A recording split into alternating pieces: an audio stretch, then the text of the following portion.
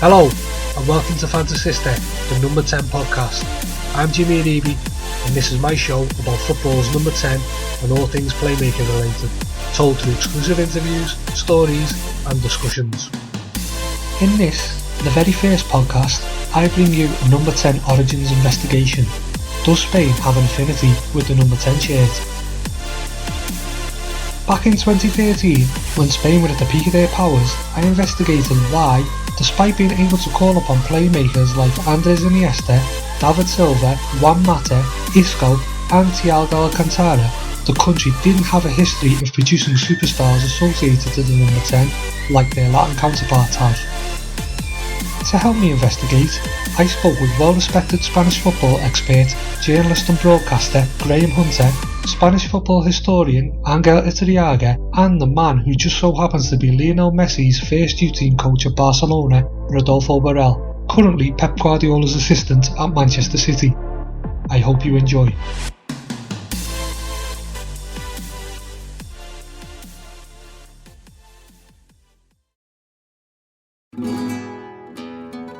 During the turn of the last decade, football's beautiful game had shifted and its dance had changed.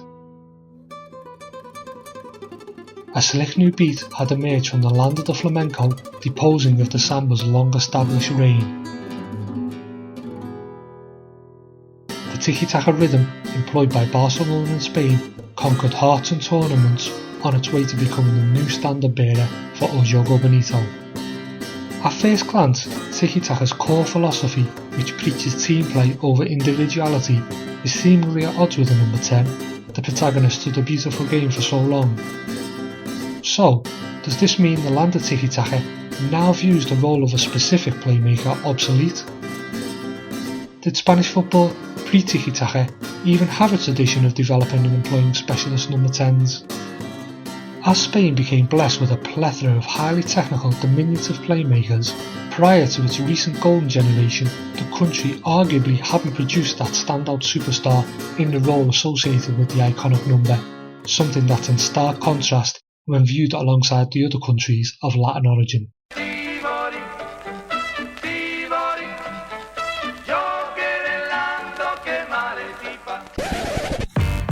Riquelme al arco, Riquelme!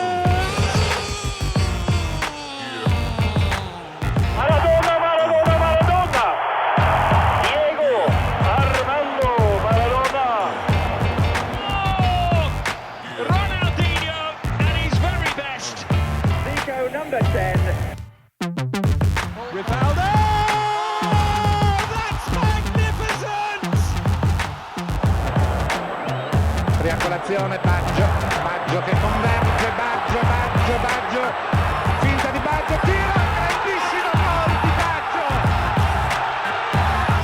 Francesco! Rivera! Oh, brilliant skill from Lionel Messi. Brilliant from Messi! Oh, what a goal that is!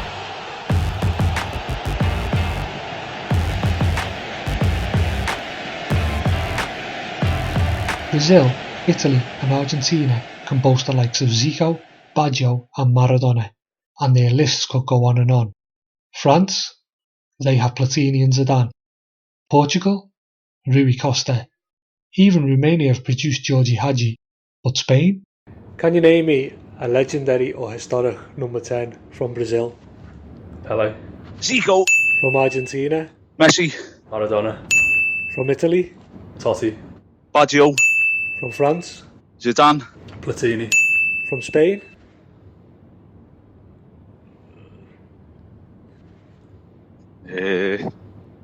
Surely there's somebody. At this point, it would be remiss of me not to mention Luisito Suarez Miramontes of Barcelona and Inter Milan fame. After all, the midfield schemer from the 50s and 60s won the Ballon d'Or in 1960, becoming the first and still only Spanish-born player to do so. However, as far as I'm aware, he had little to no association with the number 10 shirt, and whilst he started out as an inside forward, he became best known for his deep-lying schemer role at Inter Milan. Here's Graham Hunter and I back in 2013 discussing those very points on Suarez and how he's viewed in Spain. Do you think he was regarded as a 10? This is it. I mean, he seems to flow from the classic number 10 to more of a register role. But I think he's closest to a superstar, if you like, playmaker that the Spanish have produced prior to this current generation. I just wondered if they held him in such high esteem as other countries. Regarded. I don't see him talked about here as a 10. Right. But I do see him talked about as a second striker. Yes, inventive, but quick and dangerous, creating, scoring. He's held in mythical regard. He's respected, but I think he's respected for slightly different things than having been a Diaz. So, it seems even Suarez, arguably Spain's greatest playmaker of last century, the man they call the architect due to his elegant and creative playing style, didn't become synonymous with the 10 shirt, in spite of playing in an era when inside forwards automatically assumed the number more often than not, at least those positioned on the left hand side of the pitch. And despite playing in an age when the likes of Pele, Puskas, Rivera and all became both celebrated and tied to the number. It was that type of international superstar, often viewed as the best players in their team and country, along with their association to the number 10 shirt, that had a cultural influence over the world game, helping inspire preceding generations to replicate. Therefore, usually a forward-thinking player who had great technical skill and artistic flair with the ball, who could dribble expertly, produce moments of magic, create and score goals, became more and more connected to the number. This synopsis could be true for most footballing countries around the world, so why then, historically, didn't Spain fall in love with the number 10 like its Latin counterparts had? Which, if any, shirt numbers or playing positions did the Spanish take to their hearts? Was there something more fundamental in its footballing culture which made it difficult for the 10 to rise and thrive? Perhaps it was Furia Roja, the red fury, which contributed, in which spirit, work ethic, speed and intensity were the truly valued attributes. In that, the Spanish had more in common with the Brits, another footballing culture that historically doesn't revere the shirt number, possibly for the same reasons. Here's Graham Hunter again, who gave me his views on those topics. In all honesty, I think culturally, and any statement like this to me has to be a generalisation, and somebody could pluck one example to contradict it. But generally, the footballing culture in Spain, I believe, hasn't been as obsessed with the essence of a number 10. That's what we're talking about, the trequartista, the fantasista, or what we in Britain grew up calling the number 10 position. I don't think Spain, and I mean historically, has viewed that with such religious fervour as, for example, let's just say Italy, for example. And again, with broad brush here, to me, one of the ways I think you can explain this is that there's a reason that the Spanish national team was nicknamed La Furia Roja, which I guess you know just means kind of the red hustle and bustle, the red intensity, the red fury. Yeah. Red fury is a literal translation, but it's not a good translation. Okay. It effectively means that even if there were individual players of high skill playing for the Spain national team, it was still the case that they valued attitude and what they call here garra, intensity, work ethic, speed, spirit. And while Spain has got a history of wonderfully talented footballers, it's also the case that I think in the early part of the last century, both the early and also the latter part of last century, Athletic Bilbao were very dominant, and you know that many clubs in Spain were founded by Brits, either entrepreneurs or traders, but principally engineers and construction people who'd come over to Spain and been hired to work in Spain, and there was a British attitude to football for a long part in the Spanish development. Now, technique, it's really contradictory. Technique has always been highly prized in Spain, even well before this modern age. But that single position of a creative player, I think in Spanish mythology has been dwarfed by figures like the great number 9, the great goal scorer, a great goalkeeper. There's a high proportion of mythical goalkeepers in this country. Okay. I would also say that there's been a high proportion of captains, leader figures, also centre halves, right, centre midfielders who, in the terms you're talking about, philosophically, what occupies the heart, the spirit of Spanish football. Many of these would come higher up the rank than saying a great number 10. That aside, some of the exceptions which prove the rule in modern times, to my eyes, have been actually fantastic. For example, what was Cruyff? Yeah. I've always worried about, can you classify him as a striker or a midfielder? I'm not sure. Where do we classify Maradona? I'm not sure.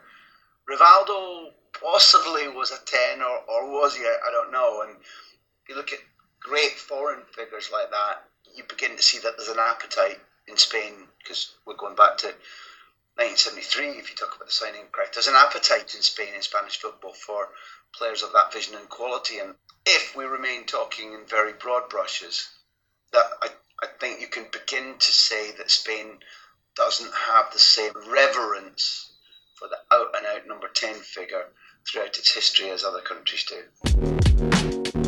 So we begin to understand that philosophically and culturally, the Red Fury indeed played a role in Spain's detachment from the 10. Extrapolating this premise further, it becomes entirely logical, as Graham alluded, that the players who mostly captured the nation's hearts were the great captains of this mode, who played in central defence or midfield, the great goal scorers and the great goalkeepers.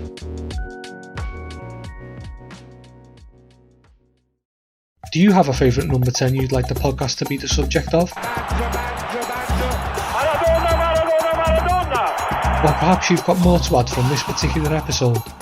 Let me know on Twitter at Fantasista10, that's at Fantasista10. You can find more on Instagram at the same place, even more on the website fantasista10.co.uk, that's Fantasista10, and on Facebook and YouTube at the same handle.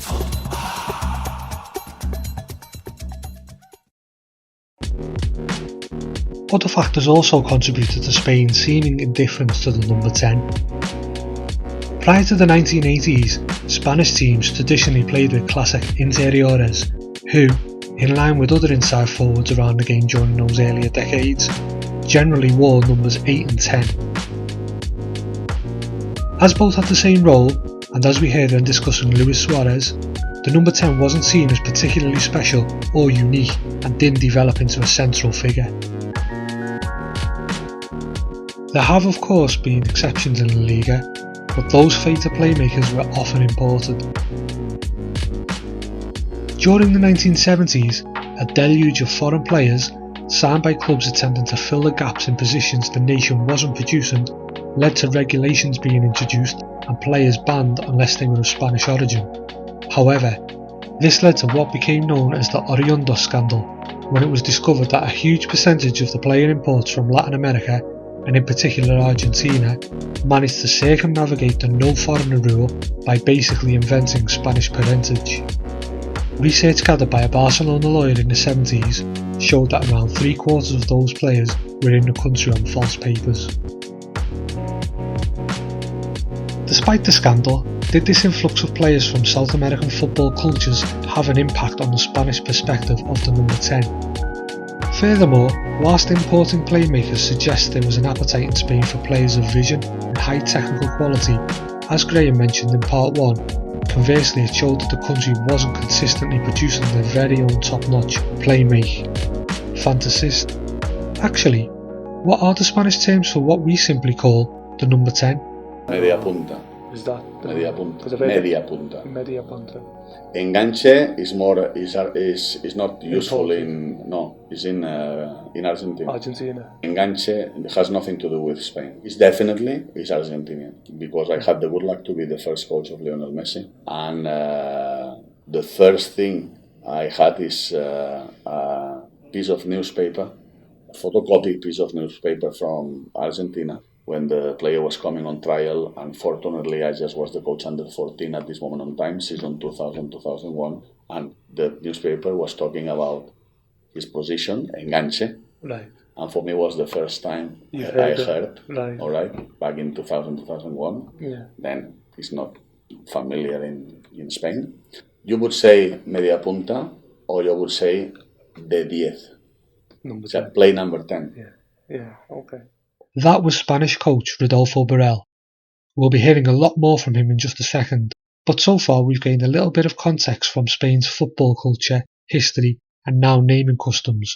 So what else is there?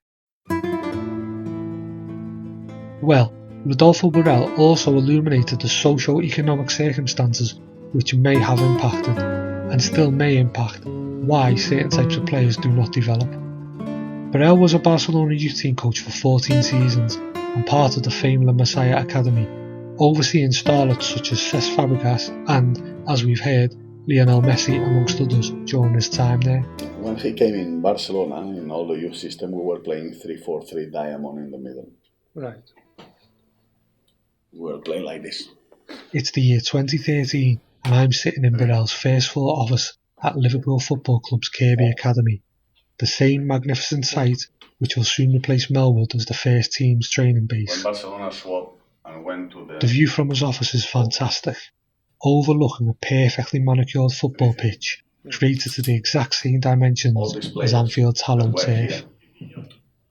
During this time, Borrell was LFC's head of academy coaching, and he's in the middle of giving me a fascinating interview detailing many positional setups on his magnetic tactics board, demonstrating how and why certain systems containing certain players can or cannot incorporate a number 10. One not working. No. Because you've got this. Yeah. With 3, it's a lot more difficult. Yeah. Because if one is not working at all. He's also going to recount some of his personal stories and views involving the likes of Lionel Messi, a player who was at least on a par with Messi at youth level, Ronaldinho and Thiago Alcantara. But for now, I've just asked whether he thought great number 10s are mostly being imported to La Liga and not developed because clubs have put more of an emphasis on specific team play at youth level coaching rather than developing an individual's talent for a specific role. He tells me, no, I just would say that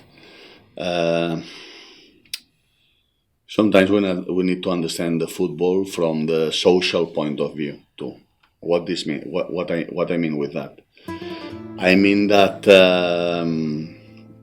still in some societies, in some countries, the players are still playing on the streets. It's like in some cultures, in some countries, still playing on the beaches, on the streets, in the parks, etc., etc. Each time is more dangerous. It's more dangerous to live. And one time we study about the players that we have in the youth system. Okay. Not the ones coming from another areas or another countries, if not players from the province of Barcelona. Okay. And suddenly we realized that from the city center we had one. And this is another explanation in the way that in the area where everything are streets and cars and you cannot play on the street and take care because of the security and money and stay more at home and the computer and the PlayStation, etc., less time to play football. Also, the societies that have more economical level, a lot more things to play at home, alright? And this means that if you've got the PlayStation plus many other things, possibly you are in the sofa spending more time, but if you haven't got any money and you don't have anything, it's very easy to have a ball to share in between 20 neighbors, right? And this is a sport that you develop better if you practice as many hours as any other thing, as playing an instrument or doing any other activity, right?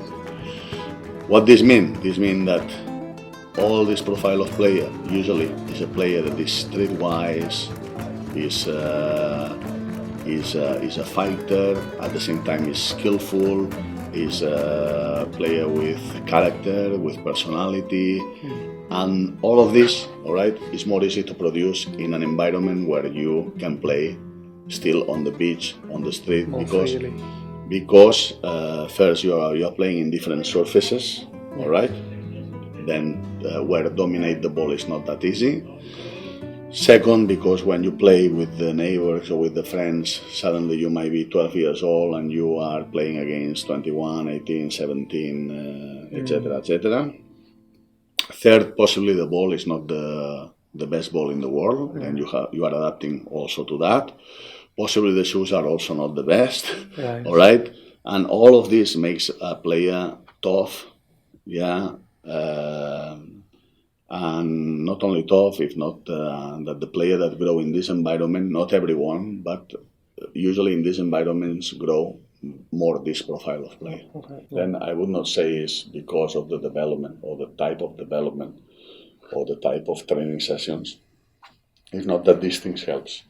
And in this, with all my heart, you can start from Diego Armando Maradona till Johan Cruyff, even coming from Holland not many years ago, Pelé, Lionel Messi, etc., etc. Let's get back to the tactical views and how the 4-3-3 system affected those whose natural game would have been that of a number 10, and also the profile of certain players who many casual observers may deem to be similar. Borrell coached Cesc Fabregas while Barcelona already had Xavi and Iniesta.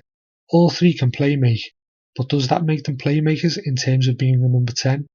I think Iniesta would fit better the profile of 10 than Cesc Fabregas. Right. Cesc more of a... Yeah, I think Cesc has got more defensive capacities than Iniesta, so to play deeper. Okay.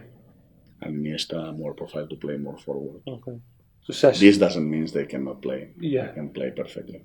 But for example, in the 3-4-3 diamond, Cesc was the bottom one. All of them, I know that the people look at them pretty similar, but I think they are very different. I think all of them have great characteristics. All of them can play in the middle of the park. Yeah. But I think all them three are very, very different. Well, to the classic playmaker role, Iniesta is more suited, do you think? Yeah, I think Iniesta is of them three. Yeah. It's more clear the profile of number 10. Yeah. The other two, I think Cesc is to play deeper. And I think Xavi personally is a player that this shape 4-3-3 has been like a perfect shape for him. Right. Because I think he gives him the opportunity to play in the right position, and the rest of the team is in a position ideal for him to produce for them. Xavi in a 4-2-3-1, I don't think is a defensive midfielder, and I don't think is a number 10 to occupy the full width of the pitch. This 4-3-3 shape suits him perfectly for his physical characteristics, especially because obviously from his technical abilities, from the technical point of view, is exquisite. It's perfect. The view of the game, the pass, this body shape, this first touch, perfect. He never loses the ball. It's fantastic. When he came in Barcelona, in all the youth system, we were playing 3-4-3 diamond in the middle. But the problem is this: that when it's 4-4-2 diamond, no problem. Yeah. When it's 3-4-3, no problem. When this, because still are 4. Yeah. When this becomes 4-3-3, it's very difficult. You remain with one. Right. That's why here the profile should be another one, and usually these players have ended playing here. Okay.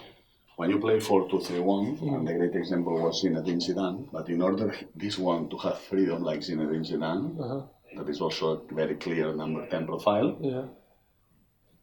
You will not remember, but you know who were there: Deschamps, and Petit or Vieira. Yeah. Then it's like 4 mountains for one to go off. Usually, if they are left-footed here, to put inside, and if they are right-footed here. Okay. Why? To let them go inside and still develop his ability to play in between. Yeah. Because usually these players are not players to play in the outside and cross. When the 3-4-3 became 4-3-3, ended playing on the wing. And it's when Lionel Messi went to play on the wing with the left putting inside. He was some years playing in this situation. Not only him. I don't know if you know Giovanni Dos Santos. Because I had also Giovanni Dos Santos. Right. Giovanni Dos Santos is this position. But he ended when was the change playing here. Okay. Right? Was another player called Iago Falque. Exactly the same. He was a number 10, but when this became 4-3-3, it's difficult because this player need to work. Then these players, most of them, ended playing on the wing with the freedom to cut inside. Right? Suso is exactly the same scenario. Okay. And with this, I'm not comparing him at all with Lionel Messi or the other one. But it is exactly the same scenario than Coutinho's and Messi's and Giovanni Dos Santos and Iago Falque's. Okay. That with the situation in the midfield, they end playing on the wing cutting inside. But obviously his characteristics are very clear as a number 10. To be fair with you, the first one who put him on the wing was myself. Right.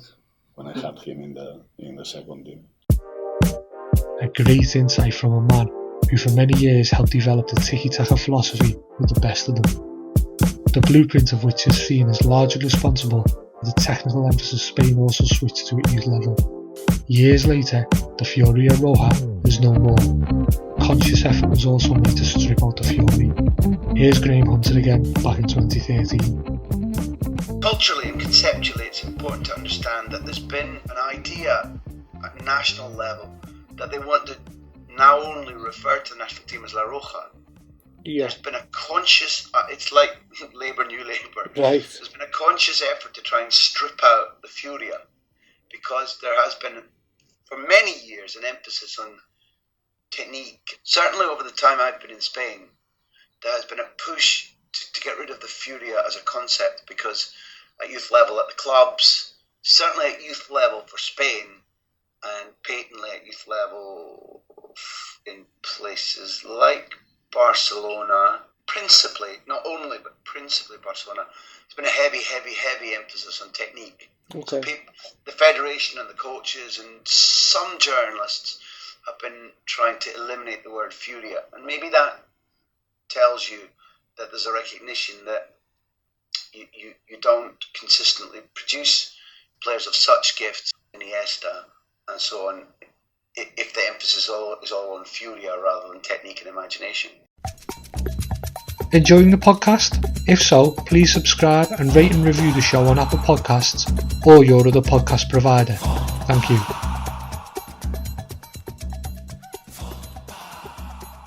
With the luxury of time, we can now see how Spain's La Roja benefited from dropping the Fury and were rewarded. They seemingly managed to create a modern day number 10 cloning facility such as being the regularity which they produce playmakers of a similar ilk.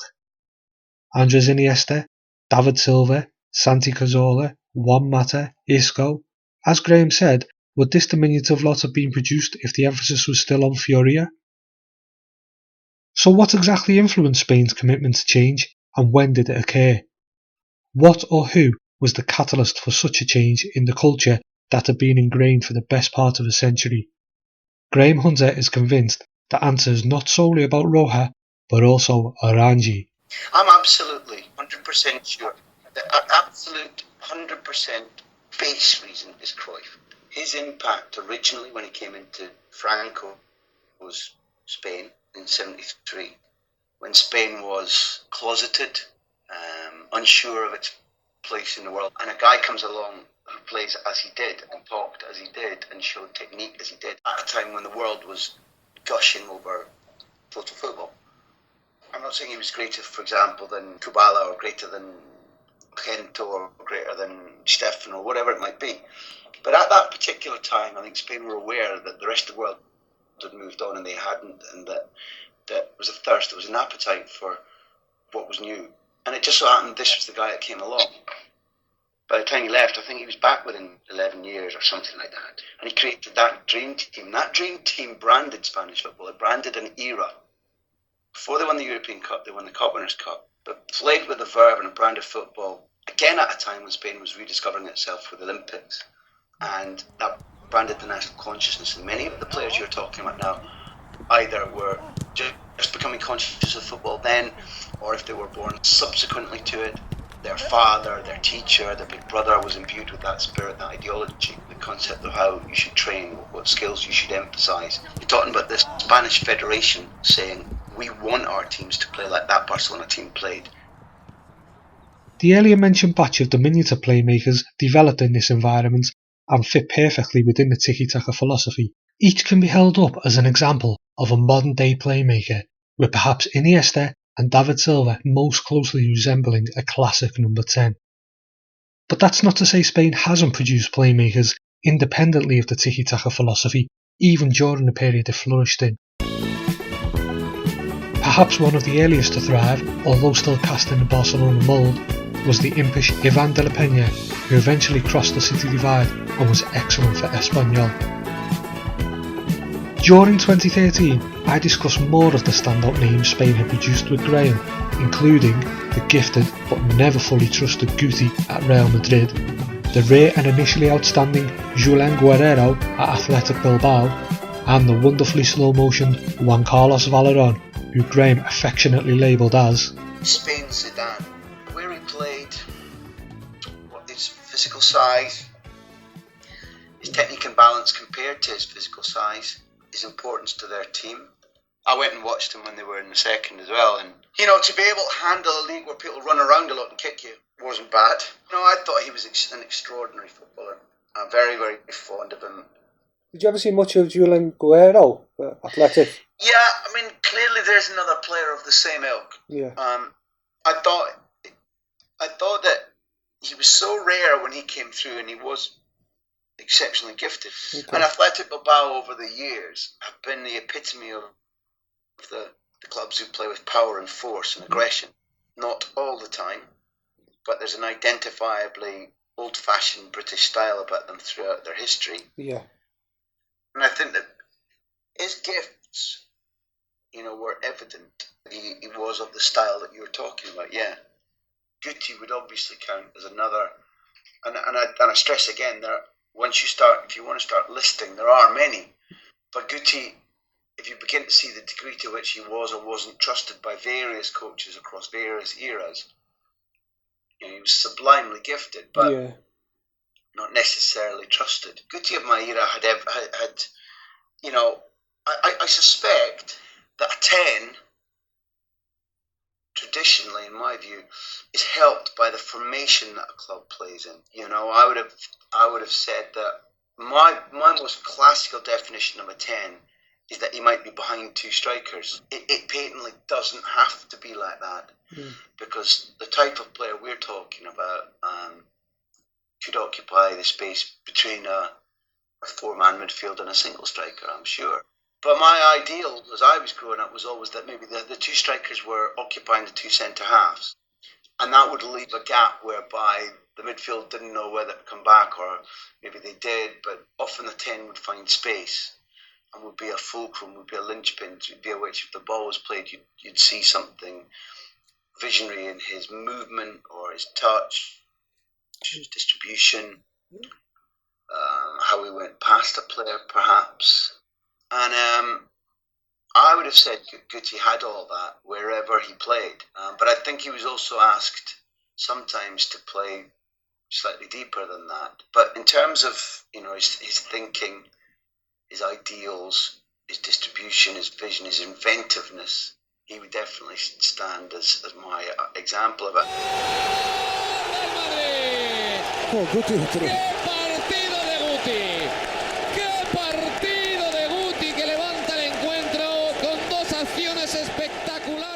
Isco's got a lot of what we've been talking about without being right now a number 10. But Silva doesn't play as a number 10 generally, for Spain anyway. More for Manchester City, I accept. Yes.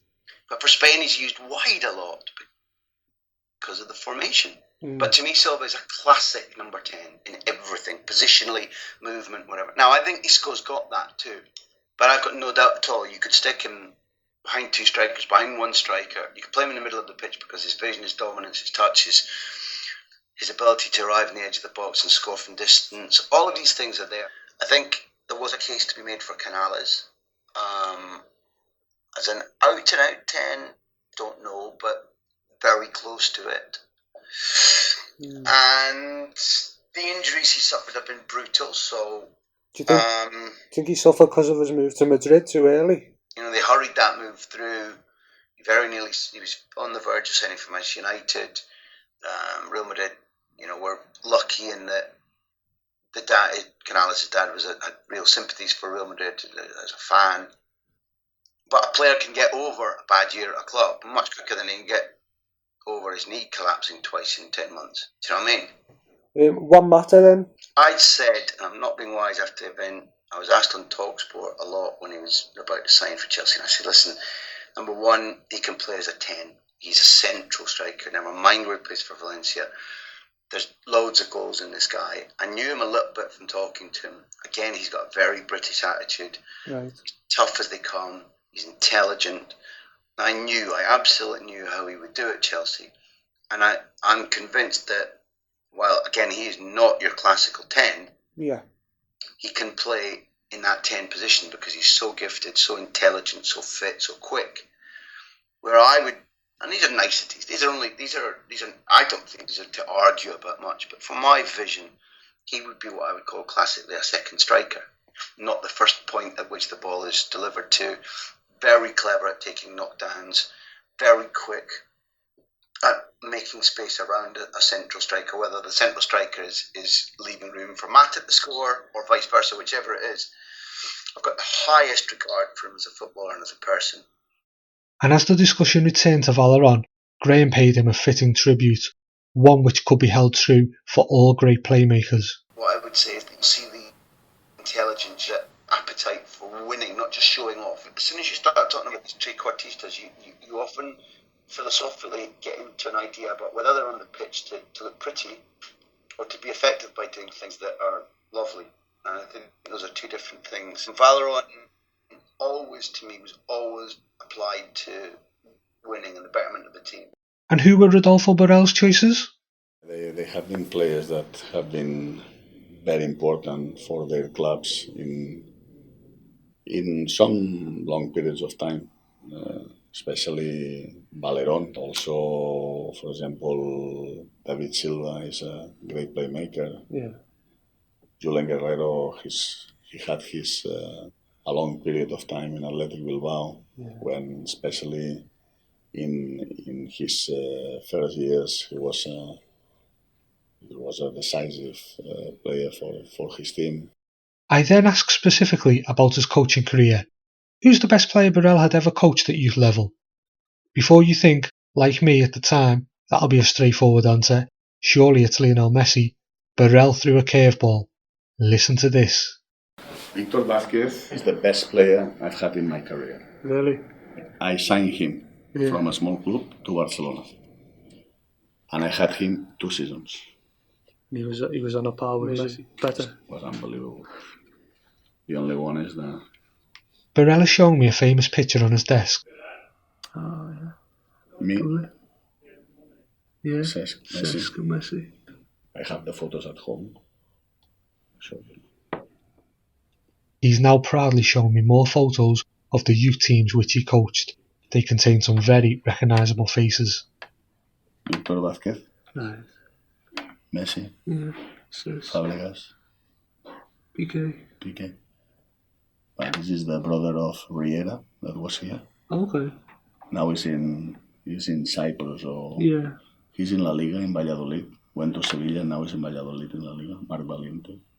Tony Calvo, he was also in Greece, Cyprus, first division. Yeah. This is the 1987 promotion. Is it? And I had them in 98, 99, and 2 years later, I got promoted, and I had them in 2000, 2001. That is when Messi came. Okay. This is 2000, 2001. This is it. Well, Victor Vázquez was... I always have said is the player with more talent I've had. Yeah. Very good lad. Yeah. Very good lad. Very good person. Unbelievable player. Yeah. Unbelievable player. And in the team was another one. Rafael Blázquez, that was a midfielder. Okay. Also is another player that if you talk to any of them and you would ask, they still cannot understand how he hasn't made that unbelievable. Right foot, left foot, good range of pass, short, medium, long, good view of the game, quick, strong, good heading, finishing. Yeah. He's in the opposite side of the photo, Right. the other end. I had a bet with my boss at this moment on time, because he always was saying, you have this under 12s. If one of them gets into the under 18, this will be a lot. Don't be so proud. I said, I'm going to make a photo. All the lads, I think, will play La Liga. Top level. And when they will do it, I will come and I will show you. Is Víctor Vázquez? Yeah. He's in Bruges. This made the debut in Espanyol, but now is in Championship in Spain. This is Piqué. Yeah. This is Valiente in Valladolid, La Liga, and Cesc Fabregas. Messi is not here because Messi came 2 years later and came in the middle of the season. But 2 years later, in the beginning of the season, the same photo in the same place, the same players. Here, and 2 years older, in the same position. And then, like 4 months later, came Messi. Madre del amor hermoso. La que acaba. Ovación de Pep Guardiola, Thiago espectacular, como To be fair, I only had Thiago one game. palo quiere llegar Thiago Because Thiago was going through the youth system, and he got at one stage that obviously he was very good, and he was stepping quite quick. At this moment in time, I was under 17 coach, and he went straight from the 16s to the 18s. Right. He didn't go to the 17s where I was as a coach. Okay. Right? But while he was under 16, he played one game for the under 16. Because Thiago is a fantastic technician. ¡Qué control! Fantastic view of the game. Very risky sometimes in the type of pass that he does. All right. Okay. Having said that, he's the best dribbling midfielder I've seen. Thiago, Thiago eléctrico como siempre, le tira abajo la pelota. ¡Qué bueno! Because Cesc Fabregas, Xavi, they beat you opponents by the body shape and the first touch, but not by the dribbling. Right? Thiago is capable to face anybody and just dribble him like nothing.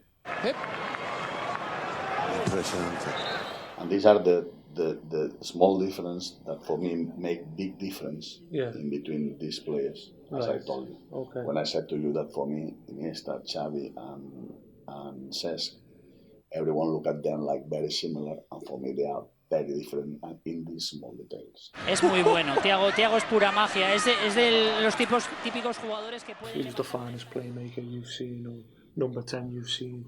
You must have seen Ronaldinho at his peak. And Ronaldinho, I have to say that he was exceptional when he came in Barcelona, and also his first, especially 2-3 years. Oh! Ronaldinho at his very best.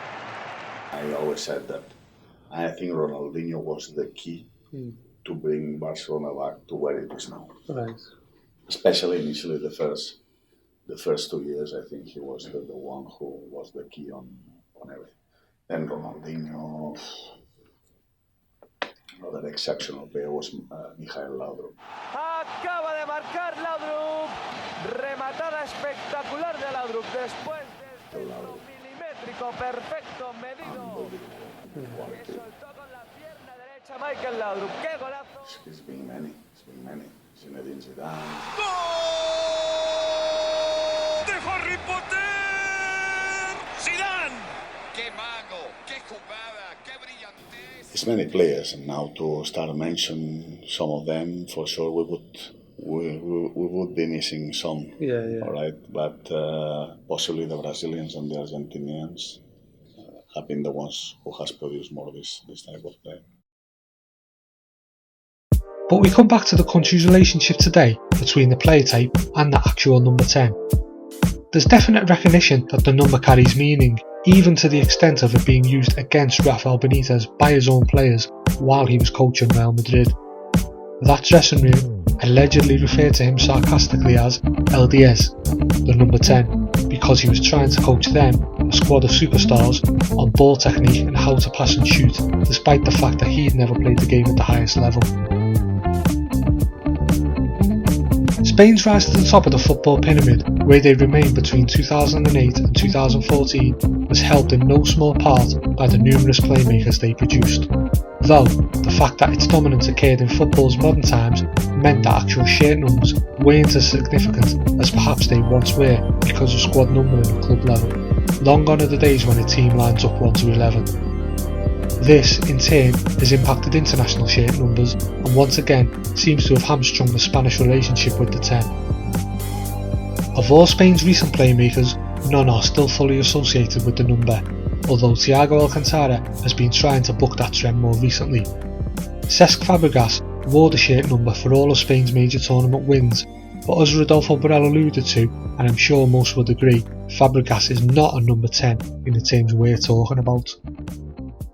Those others who have seen more natural fit have rarely, if ever, donned the number. David Silva and Isco have tended to stick with 21 and 22 respectively, their club squad numbers, whilst Iniesta wore 6 for Spain, but is mostly associated with the number 8, his club number.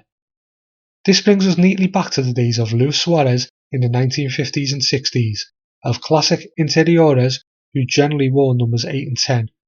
Both numbers had the same role, so neither was particularly special. Now footballers have an even greater collection of shirt numbers to choose from. Has this point changed? Compared with their Latin counterparts, Spain have a different relationship with the game's most revered number and its cult.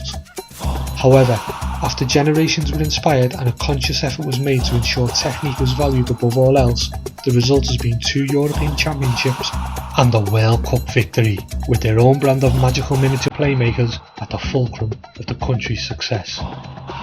They just weren't necessarily wearing number 10.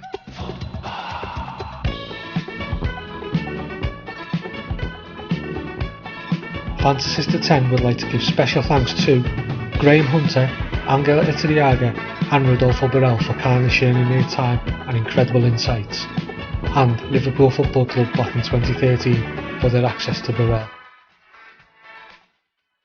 Please subscribe and rate and review the show on Apple Podcasts or your other podcast provider. Thank you.